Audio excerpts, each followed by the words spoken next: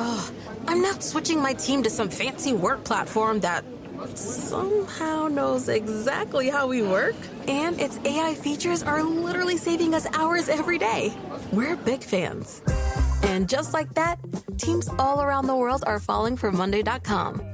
With intuitive design, seamless AI capabilities, and custom workflows, it's the work platform your team will instantly click with. Head to Monday.com, the first work platform you'll love to use. If your roof starts to leak or your floor's really squeak, you live in a money pit. Money pit. If your basement needs a pump or your place looks like a dump, you live in a money pit. Money pit. Pick up the telephone. Fix up your home sweet home by calling 888-MONEY-PIT. The Money Pit is presented by Roof Maxx Roof Restoration Treatment and Ladera by Pavestone. Now here's Leslie Segretti. Coast to coast and floorboards to shingles, this is the Money Pit. I'm Leslie Segretti, and I am joined as always by my partner in crime, Jim Kenzie, the Money Pit's amazing senior producer and resident rock star. Jimmy! Whatever. That's right. Well, guys, we are now officially into the summer season. Like, I know it just started, but I'm going to say we're in it. Because it's summer, and summer is the best time of year for adventures and memory making with those closest to you. So get out there and enjoy the season. But always look to us for your best home improvement advice. And we've got a great hour for you. You know, adding a deck is the perfect way to create extra space for you to enjoy your home. It can also add additional resale value when it does come time to sell. A deck can be a pretty fairly straightforward project, but if you're not careful, it's pretty easy to make some costly mistakes. So we're going to show you what you'll need to avoid when building the deck of your dreams. And now that it's summer, you're spending a lot of free time outside of your house, and perhaps you're noticing that your roof has seen better days. Well, asphalt shingles tend to dry out over time, and that can lead to a roof replacement, which could be super expensive, but there is a better solution. So we're going to share those details in a bit. And with all those storms summer has to dish out, losing power has become an all too common part of life across the country. We're going to share some tips to help you keep that power on. But first, we want to hear all about the projects that you are working on and even just dreaming of working on. So give us a call right now at 888-MONEY-PIT. Jim, who's first? Going out to Point Roberts, Washington, Leslie, we've got Linda on the line who would like to speak about kitchen countertops. How can we help out? Thank you so much for your information. Your show's excellent. Oh, Linda, you're so sweet. Tell us what's going on. I bought this house that was built in the 80s, and I've never liked these very, very dark forest green Formica countertops. I just wanted to know about these new products that I could sort of paint over. Do I have to sand Formica first or put on any kind of kills or anything that's going to make it work properly? All right. So it sounds like you're talking about Dice Coatings, and we here at the Money Pit love their product very much. They have been a sponsor on the show, but we actually use the product. I've used the product on Hotel Impossible. We've used it in our own homes. We've used it at friends' homes. We've used it at rental properties. It's a great product if you have a very solid sort of Formica countertop that you don't like the color of, that you're just tired of, but you don't want to spend a ton of money in getting a solid surface. You can actually, through Dice Coatings, look at their line of things. There's one called Lux Rock. There's one called Marble Dream. Lux Rock, it's a kit. It ends up looking just like granite. It is very, very easy to do. It's super user-friendly. There's a ton of different color options. And I promise you, once applied and sort of followed through in the steps, it's going to look great. Marble Dream is the same. The issue, though, is make sure that Formica on your countertop is well adhered. You don't want to have any structural damage in the countertop itself. But basically, everything you need is right there in the kit. You just kind of lightly sand that Formica just to rough up the surface a smidge so that the paint product sticks to it very, very well. I mean, it's really great. You can check them out at dicecoatings.com, and that's DAICH. It's a great option for your situation, and it's very, very user-friendly, and the prices as well. It sounds perfect, and I can follow your instructions perfectly. Thank you both. Oh, you're so welcome. Thanks so much for calling us at 888-MONEY-PIT. Wow, we're heading out to our Buddy Holland's area of the country. We're going to Rhode Island with Michael, who's dealing with some uneven heating and cooling. Tell us what's happening. Okay, so what's happening is you have to wear a jacket downstairs because it's so cold. But upstairs it's actually warm, and we actually want to turn the AC up even higher. I tried to insulate around the doors with some of that foam tape, and I even have a little sleeve in front of the door that kind of blocks the air coming up from below the door. But it's still really cold. Like, now the first floor is kind of like our basement, half finished. To kind of walk upstairs to get to the first level of living, kind of basically the living room. All right, so it's like a split-level home? Exactly, yeah, but you don't go downstairs. You only can go up because we're on a hill. When you're walking in the front door, you're going in first level. When you're walking out the back door, you're actually on the second level. All right, well, let me ask you this. What kind of heating system do you have? Gas furnace. Okay, so it's gas fuel, but is it forced air? Is it one furnace? What's it like? One furnace, yeah. We only bought the house a year ago, and it died as soon as we got there, so we got a brand new one. Okay, so when the new system was put in, the HVAC contractors should have done a heat loss calculation to make sure that they're putting in the right size for your home. Because it sounds to us like maybe that system isn't balanced correctly, and you don't have supplies and returns that are working together to even out that sort of airflow. And when that happens, it's not reaching the proper temps. It's not getting into the right spaces. That's kind of the first place I would look. Now, homes heat and cool not just by blowing air out of the registers, but by pulling it back in and then reconditioning that air over and over and over again. So it's either reheating or recooling that air. And that's going to repeat until that thermostat says, all right, I've met whatever temperature you're calling for. So it sounds to me like you've got a big imbalance causing this. And it's not just going to be a matter of sealing up drafts and that sort of stuff, even though that's a good idea. I don't think that's your core problem here. I think it's the way the system was designed. You're not getting enough airflow into the places that you need it to. So I would start with that HVAC contractor that put that in, because this is definitely something they should have gotten right in the first place, okay? All right. Thank you very much. Love you guys. Thank you. We've got experience. You know, Leslie, I actually had good luck. I was trying to balance my system out, and it got better, but it wasn't great. I ended up moving the thermostat about 20 feet to a different part of the house. Took care of 95% of the issue. So where the thermostat's located and sampling the air versus, especially if you have like your thermostat's directly underneath a vent, not brilliant. Oh, yeah. And that's where mine is. Mine's right under my return. And that's why I've always had issues with my AC, but there's nowhere else to put it. All right. It happens to us all. You see a couch, a lamp, a rug online that's just perfect for the room that you are working on. And then you see the price tag and consider your budget. Well, I'm going to let you in on a secret called dupe.com. It is ridiculously easy to use.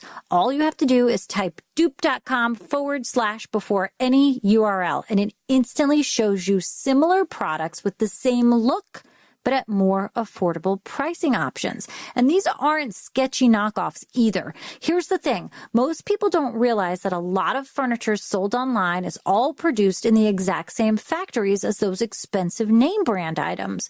Now, those factories sell to different brands under different names, who then list them for different prices. I have seen this all the time. Literally, I just bought a coffee table the other day for $99 using dupe.com that I saw on other websites for like $150, $250. And I kid you not, it was the exact same table. Dupe.com automatically lists these less expensive alternatives. You're going to get the look you want and the price you want. Dupe is one of the most viral shopping hacks on TikTok. Millions of people have already used Dupe to save money, and it's 100% free to use. That $5,000 cloud sofa that you just don't think you can justify, that beautiful mid-century dresser you've had bookmarked forever, Dupe is going to find a similar item, sometimes even the same item, for 60, 70, even 80% off. With Dupe.com, you can finally decorate the house of your dreams without going broke.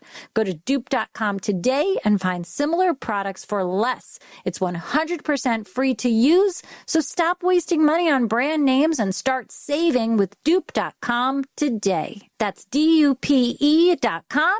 Check it out today. Mary in Wisconsin, you've got the Money Pit with Leslie Segretti. What can we help you with today?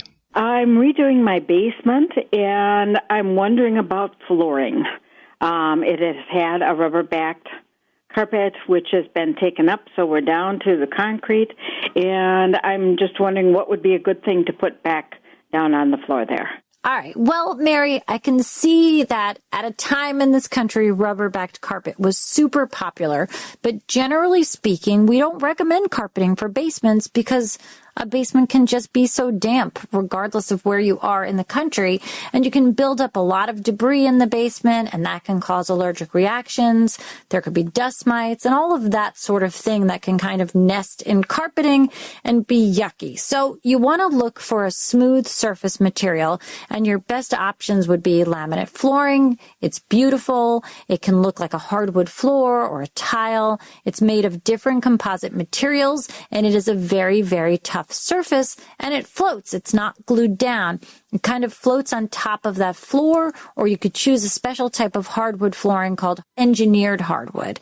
Now, solid hardwood is not recommended for a basement because it is too moist, but the engineered hardwood is made up of different layers of hardwood itself and sort of put at opposing angles of wood grain, if that makes sense. So it does make it much more structurally stable, and you can actually refinish it a couple of times. So it has the benefits of hardwood, but it's made a little bit differently. Now, it's interesting. You can do so many different things with that basement, and you can make that wood floor or tile floor or vinyl floor, whatever you choose, look really comfy by adding area rugs. It goes down anywhere. You can even get pretty large ones so that it does feel almost like the basement has carpeting, but in a sense, it's really got the correct floor just for the climate of the basement space.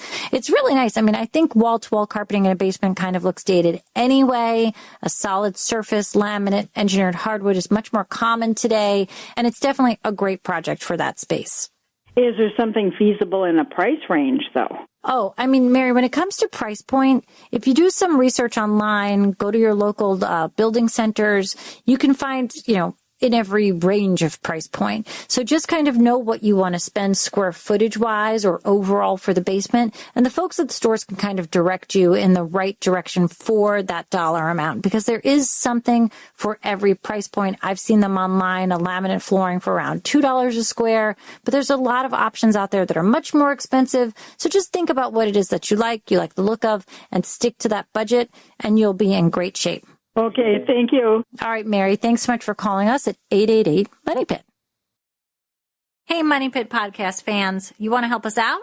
Well, go ahead and leave us a 5-star review on Apple Podcasts, and we're going to give you a virtual high five.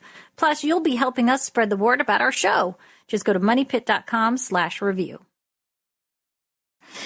Summer is the season to let your home shine, literally, so why not rent or borrow a power washer and clean your siding, the walkways, the decks? You're going to be amazed at the grime that's built up over time, so you'll want to start with a low-pressure setting and test a small area to avoid damage. And this is where sort of like the best discovery happens, because wait till you see how much yuck just goes away from that one spot, and then you are in for like the most satisfying project of, I'll say the weekend, but probably the week, I'm going to say. It instantly freshens up your home's exterior without a single nail or paintbrush in sight. Best project ever. Just remember, though, it's going to be very easy to just continue going up and down the block and doing your neighbor's house because you're like, wow. They're cool, yeah. Look at the big difference. It really is like my favorite project of the summer season. So, don't take the whole weekend and do everybody's house unless you're just feeling super generous on this summer sunny weekend. And don't write your name in the cement. No, you can. You can forever. You write your name first, and then you do the rest of it. Like, I draw pictures. Some of them are silly. Some of them are not suitable for work. And then I erase them all with the rest of the power washing. You just got to be careful, because if you get the wrong tip on there and you're running too much pressure, you can permanently destroy wood, concrete, a bunch of stuff. All right. Just on the sidewalk, guys. Okay? I'm a buzzkill. I know. Ugh, always killing the buzz, Jim. All right, guys, if you are looking for some more great tips, be sure to check out the Money Pit podcast. We can't wait to see you there. Jim, let's get back to our callers. Let's head out to Illinois, where we've got Paul, and he's dealing with an old home with some roofing issues. Please fill us in with a little more detail there, Paul. Slate roof, having a hard time. Gutters, they're backing up. The roof's 30 foot tall, so I'm having a hard time getting up there. And this time it's hard to get anybody out here to do it. So, well, what kind of gutters do you have? Have you heard them being called anything? These are the box gutters. All right, so they're built into the house, the box gutters. So basically your roof is kind of flat at that front edge, and then it has a trough built into it where that water's supposed to collect and then run down a downspout, correct? Yes, and I have like probably a 3-foot soffit underneath it, like a big overhang. Yeah, and I mean, they probably clog up at the spouts a lot because those holes are pretty small. I mean, even though you've got a big, wide built-in gutter system there, one of the things that you can do to kind of help this, and that's typically the repair you do when you get tired of this type of gutter, is that you add to the front edge of the roof. So right now you've got this kind of flat section, and then you have a pitch section, right? So generally what a roofer will do is that they'll build the pitch section over that flat box gutter and then put a traditional gutter on the outside of that. And in doing so, you're bypassing that box gutter system because you're getting backups, you're having issues cleaning it. But usually those built-in gutters will just kind of wear out pretty quickly and not last nearly as long as a metal gutter would. Yeah, I think you're right on the path because the problem is that my downspouts are not big enough and I don't have enough on the house. Yeah, so I think in this situation, you kind of either have to make sure that everything is free flowing, nothing is blocked, or you can kind of extend the roof over that built-in and put a properly sized, better functioning gutter system on the house. I think if you're putting in a traditional 5-inch or 6-inch gutter, that should definitely do the trick. They're bigger. They virtually never clog. You can also put in a gutter guard so that you don't ever have to clean, since you said that the roof is kind of high up and you don't know how to get up there. Let it be put on with the gutter guard so that this way you're saving yourself from a chore that, quite frankly, you're not comfortable with and could be dangerous. I really appreciate your help. All right. Well, you got it. Good luck with that project. And Leslie, on gutters, you really can't go too big. So if it's a question of one size or the other, go big. Yeah, go larger, unless it's a budget buster. I don't really know how they compare price-wise. They're more, but if they're saving you major headaches, and the gutter guards are a little more expensive, but it's so close, that's the time to do it. All right, well, there you have it. Well, when it comes to adding a backyard deck, this really is one surefire way that you're going to increase your home's living space, probably its resale value as well. But if you're not careful in the process, it's very easy to make some costly mistakes. So here's what you do to avoid those expensive mistakes. First of all, think about traffic flow and convenience. A lot of people like their decks to be just off of the kitchen. I mean, for obvious reasons. If you're going to build a wraparound deck, try to have the door to the deck just off of the kitchen, because that's going to make summer barbecuing and even wintertime grilling a breeze. Also, you want to make sure that you include room for a dining area with chairs and that it's not between you and the pathway to that kitchen and the grill. And don't forget to consider options like a built-in bench or planters, lighting. All of this makes your deck much more user-friendly, comfortable, stylish, enjoyable. So you have to think about the whole process when you're in the designing and building phase. Now, when it comes to materials, if you choose to build a wooden deck, you have to keep in mind that that's going to be the least expensive option is pressure-treated wood. That requires upkeep in the form of stains, sealants. You've got to keep out the weather. This has to be done every couple of years. If your budget does allow, though, cedar is a great choice because it's naturally weather and insect resistance, and it weathers to like this really beautiful sort of mellow gray tone. Composite decking is beautiful, and it generally requires little to no upkeep, but it's very much more expensive, guys. So you have to look at your budget here. I mean, even more so expensive than some fancy wood decking. And you're not likely to see that value come back when it comes to a sales point of view. However, from an enjoyment, maintenance, beauty standpoint, it's definitely high up there. If you are planning to stay in your home for the foreseeable future, it's a great option that definitely eliminates the worry of splinters on your bare feet, although it does tend to get hot in the sun. So you might not be barefoot as often as you like, but it's beautiful and definitely worth the extra expense. So guys, whatever you're planning for your deck, think ahead, plan ahead. It's going to be a great project. We can't wait to hear all about them. So give us a call at 888-MONEY-PIT. Breaking up is never easy, but saying goodbye to your old clunky work tools, well, that's easy. Just repeat after me. It's not me, it's definitely you. You rigid, unfriendly software. It's time to freshen things up with Monday.com, the first work platform you'll love to use. With stunning dashboards, customizable templates, and built-in AI that actually works, switching to a new work platform has never felt this good. So move on to Monday.com. Summer Summer's here, and Nordstrom has everything you need for your best dress season ever. From beach days and weddings to weekend getaways and your everyday wardrobe. Discover stylish options under $100 from tons of your favorite brands like Mango, Skims, Princess Polly, and Madewell. It's easy, too, with free shipping and free returns, in-store order pickup, and more. Shop today in stores, online at Nordstrom.com, or download the Nordstrom app. Jim, let's get back to the phones. All right, Leslie, we've got Catherine. She's got a fire pit question, and she hails from Delaware. How can we help out today, Catherine? Well, I'd love to have a homemade fire pit in my backyard. I don't want to buy a metal one. They'll only get rusty, right? Yeah, the metal ones do get rusty, but they can last a very long time.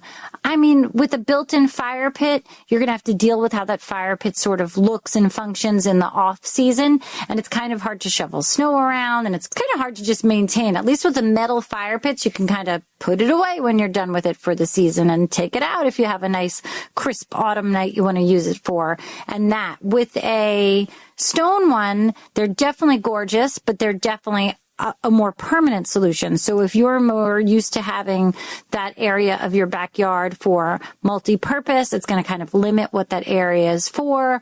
But if you are thinking you want to do something out of stone and you want it to be a little bit more permanent, there's a great product called Ladera. It's made by a company called Pavestone, and they actually have a fireplace kit, well, a fire pit kit, I should say. That is super great. I mean, I think the kit will have everything you need to build something at like 40 inches by 15 inches, so maybe a 40-inch square one. But there's a lot of different options. There's a lot of different faces on it, so you can sort of have it look really customizable and beautiful. All right, can't wait to hear how it goes. Good luck with that.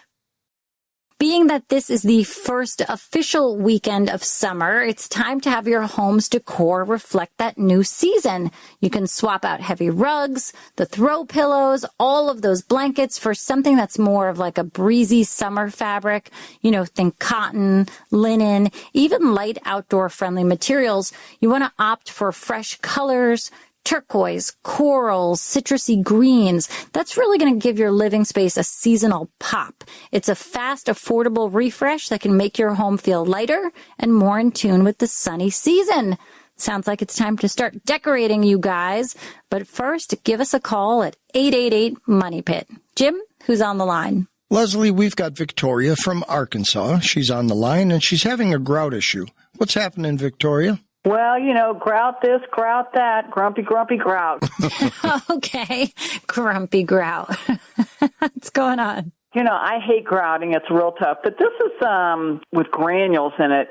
But there's just a couple small areas where it's fallen out. Do I still need, I mean, this is a pretty tall shower. Do I still need to pull out all the grout from the top to the bottom, or can I just grout those few little particles that fell out? No, I mean, if you've got areas where it's really secure and not coming out, you definitely don't need to regrout those areas. But where the grout is popped out, you know, that's the area that you have to refill. You don't happen to have any of the original grout left by chance. No, because I bought this house about 4 years ago, but I found the same type of grout, but it is kind of like a sandy grout. Are you familiar with that? Well, it depends. All right. So the grout that you have is sandy. Generally, a sandy grout means it's meant for wider grout lines. And that's generally for a floor. The one that's smoother, more fine is generally the wall shower grout. So it depends. Could you use it on the wall? Absolutely. It's just going to have a little bit of a thicker texture than the other would for the walls. Now, the other thing is, are you sure it's the same color? Because if you don't get the color right, you are going to notice, even if it's just like a slight shade different from the white or ivory, whatever it is. Because sometimes when you mix it up wet and it looks like, oh, great, matches exactly, it will tend to dry darker. So I would do a little test patch just to make sure that they are pretty close. Make sure you feel comfortable with the heavier grout, the more sanded grout, and that should definitely help you out. Oh, thank God. Grateful that you guys called me back and saved me all that time and aggravation. Oh, you're super welcome. No worries. No more grumpy grouting. All right, take care. Well, now that you're spending more time outdoors, you may be noticing that your roof has seen better days.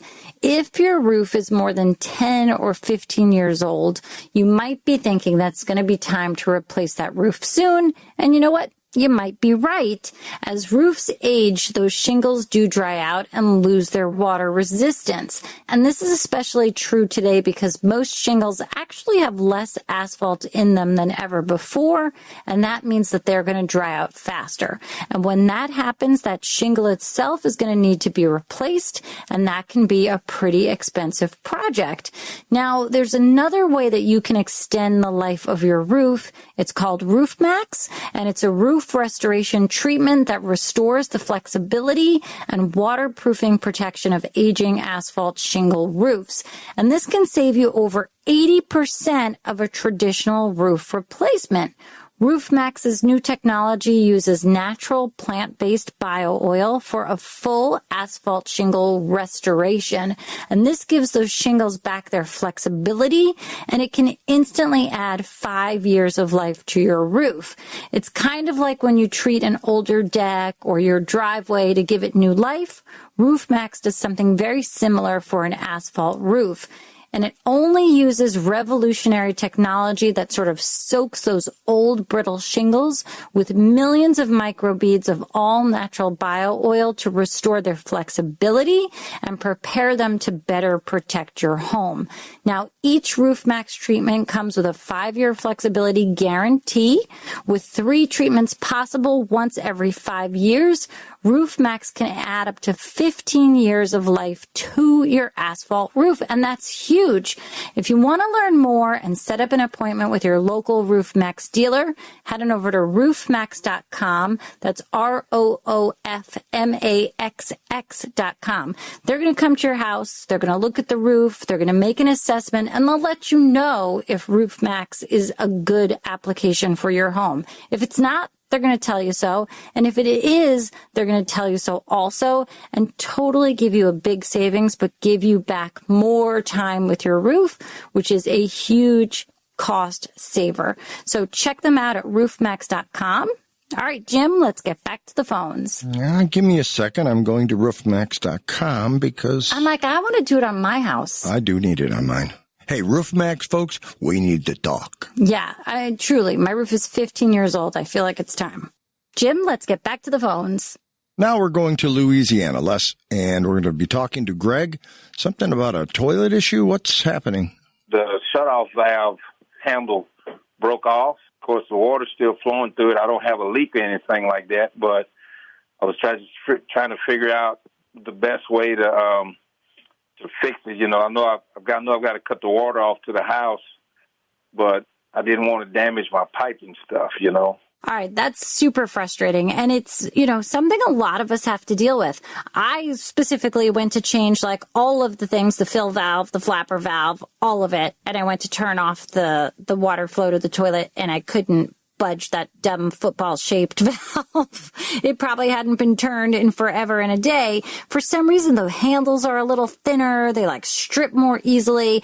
And it's not something that you're turning on and off regularly. So it's they just get stuck and then they break.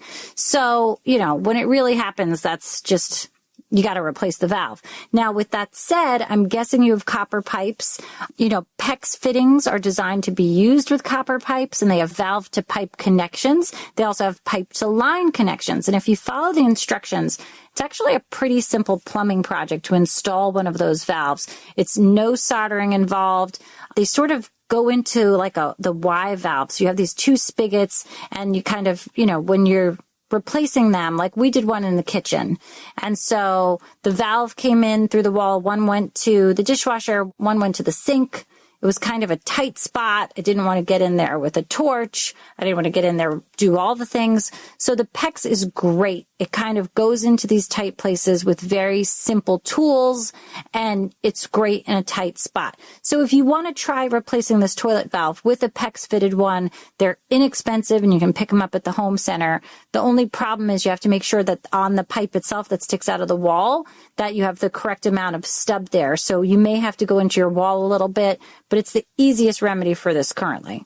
Yeah, that was what I was concerned about, because the amount of space between the wall and where the valve, made the 90-degree upwards, there's not a whole lot of space there. That's why I was concerned about maybe not having enough room to work with. Is it a tile wall or is it drywall? Drywall. Okay. So in a worst case scenario, you may have to cut open that drywall a bit to sort of get the pipe right for this repair, but it's not a terrible job to fix. And here's a trick of the trade. When you're doing a patch like that, don't just cut out the tiny little area around it. Try to go from stud to stud so that you're making your cut right down the middle of the stud. And when you're making the repair, yes, it's a larger piece, but it's properly supported. It's easier to go in. You can probably work a little bit better in that wider space than trying to just stay in such a small spot. And you want to resecure this new piece of drywall with drywall screws right back into the studs, and then tape and spackle it and touch up the paint. And that should do the trick. A lot of folks have this issue. I mean, it's happened to all of us. Appreciate you guys. Y'all have been a great blessing today, and thank you for sharing that information with me. You got it. Good luck. I think you're on mute. Workday starting to sound the same? I think you're on mute. Find something that sounds better for your career on LinkedIn. With LinkedIn Job Collections, you can browse curated collections by relevant industries and benefits, like flex PTO or hybrid workplaces, so you can find the right job for you. Get started at linkedin.com/jobs. Finding where you fit. LinkedIn knows how. Savor every last drop of summer with Starbucks. From bold refreshers to rich cold brews, the sunniest season only gets better with a handcrafted iced beverage in your hand. Available for a limited time. Your summer favorites are ready at Starbucks. With the full heat of summer here to stay for the foreseeable future, is your yard getting too much sun? Well, why not try adding a shade sail? It's a pergola with fabric panels or even a simple outdoor curtain setup. And not only is it going to make your space more comfortable, it kind of gives it that resort-like style. You want to look for UV blocking materials that will hold up to the summer weather, and you want to make sure you anchor them securely so that you're ready for both chill lounging and, of course, those sudden breezes that come up. Send pics when you build your shade canopy. I love outdoor projects. And I love being outside in the summer season. Hanging out in the backyard is like my most favorite. So let me see what you guys are working on. Well, summer storms can be fast and fierce. They come rolling in with lightning, heavy winds, and the potential to knock out power in a flash. But with a little preparation, you can keep your home and your family safe and comfortable when the lights do go out. So first of all, let's try to keep the lights from going out. First things first, you want to invest in a backup power source. If outages are common in your area, you can consider a standby generator. These systems automatically kick on when the power goes out, and that keeps essentials like your fridge, the air conditioning, medical devices all up and running. They're not cheap. I mean, they're not as expensive as they used to be, but they are a game changer, especially if you work from home or if you have health concerns. If you want a more affordable option, a portable generator can keep your basics powered, but you really do need to make sure that you operate them safely outside, away from the doors and windows, and never in a garage due to the risk of carbon monoxide. Next, you want to think about surge protection. Lightning strikes can send a surge through your home's wiring, and that can fry out electronics in an instant. A whole house surge protector that's installed at your electrical panel is your first line of defense. You can also layer in point-of-use surge strips for your computers, the TV, the routers. Those are small investments that can protect some of your most expensive devices. We lost a dryer in a lightning storm, so we now have a whole house surge protector. It's definitely, who knows if it's made a difference since then, but I have those same appliances since, so better safe than sorry. Now, don't also forget about storm prep basics. You want to trim the trees and remove dead limbs near the home and the power lines to prevent damage during high winds. You want to clean your gutters and downspouts so that water drains properly and doesn't back up near the electrical system. And you want to check that your sump pump has a battery backup, because if you rely on it to prevent basement flooding and the power goes out, guess what? You could be in a bad way. Finally, create a storm kit with essentials: flashlights, batteries, battery-powered radio, portable phone chargers, bottled water, non-perishable food, and keep it all in an easy-to-grab tote that you know exactly where it is so you're not scrambling in the dark. I mean, really, a little planning goes a very long way when it comes to staying safe and keeping the power on or at least staying sane when those summer storms hit. And remember, if you're ever unsure about any electrical work, call in a licensed pro. It's not just about convenience, it's about protecting your home and your family. Well, summer is the perfect time to give your home's curb appeal a boost. You can start with a fresh coat of paint on your front door. Bold colors, think like deep blue, sunflower yellow, even just a classic red really pop in the sunshine. You can add some planters with bright seasonal flowers like petunias or marigolds. And don't forget to update your house numbers or hardware for just that modern touch. These very small changes can make a big impact and welcome your summer guests with instant charm. Well, now let's check out the Money Pit inbox and pick an email. Jim, who's up first in the email world? We've got one here from Lisa, and she says, moles have started to show up in my garden. What can I do to get rid of them? I don't want to use any kind of pesticide because we grow vegetables. And you know what? Moles are not bunny rabbits. They're weird-looking creatures. But I think they're cool. They're cute. I mean, they're so strange. Have you ever seen a star-faced mole? No. Oh, instead of like an adorable little snout, it's like, blah, like fingers. I wish you could, that's what I'm doing. I'm going to go Google that. You just answer this question, will you? Yeah, check them out because those you'll be like, get out of here. What is that weird thing?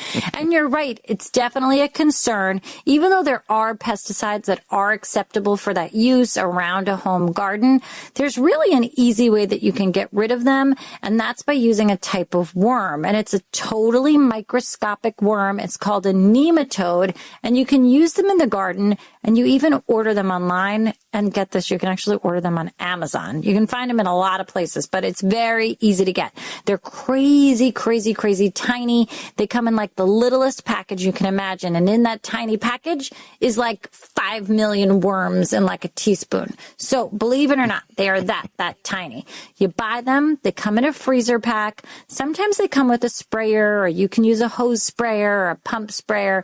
You mix the nematodes in the water and then you spray the garden. And basically those nematodes are predatory worms that are going to hunt down and kill the insects, which is what the moles are eating. The moles have zero interest in your garden.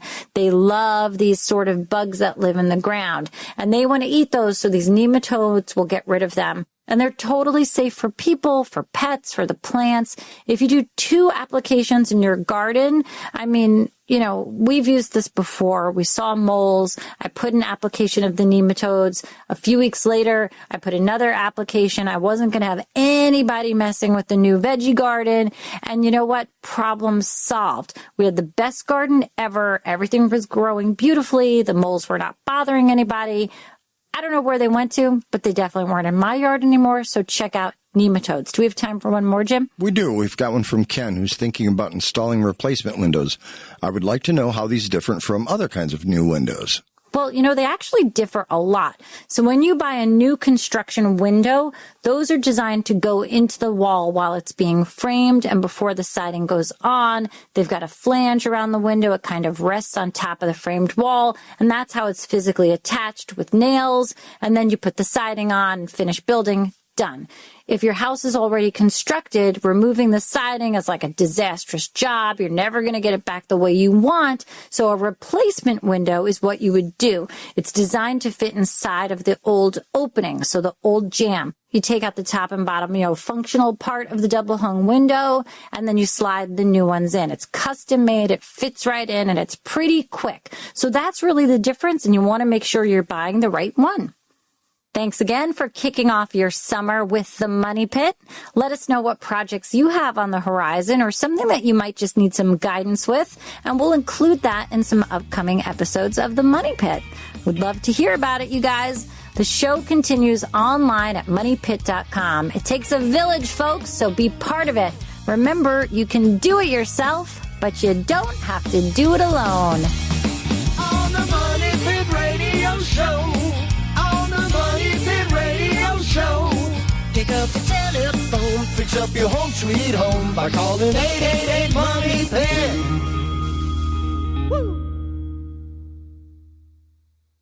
You just realized your business needed to hire someone yesterday. How can you find amazing candidates fast? Easy. Just use Indeed. Stop struggling to get your job post seen on other job sites. With Indeed sponsored jobs, your post jumps to the top of the page for your relevant candidates, so you can reach the people you want faster. According to Indeed data, sponsored jobs posted directly on Indeed have 45% more applications than non-sponsored jobs. Don't wait any longer. Speed up your hiring right now with Indeed. And listeners of this show will get a $75 sponsored job credit to get your jobs more visibility at Indeed.com/kidsandfamily. Just go to Indeed.com/kidsandfamily right now and support our show by saying you heard about Indeed on this podcast. Terms and conditions apply. Hiring? Indeed is all you need. When we started writing our thoughts down on paper, it opened up endless possibilities. Ideas could grow beyond the borders of the mind, and it changed the world. Somewhere along the way, we lost touch with paper, distracted by devices made for every purpose except for thinking and focus. On edge, waiting for the next notification. But what if new technology didn't pull us away from paper, but brought us closer to it? Listen.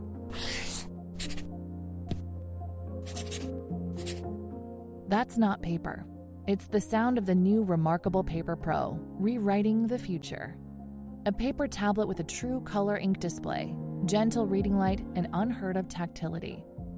With digital features for taking notes, thinking, and organizing, without any distractions. Paper is about to change the world again. Get your paper tablet at remarkable.com today.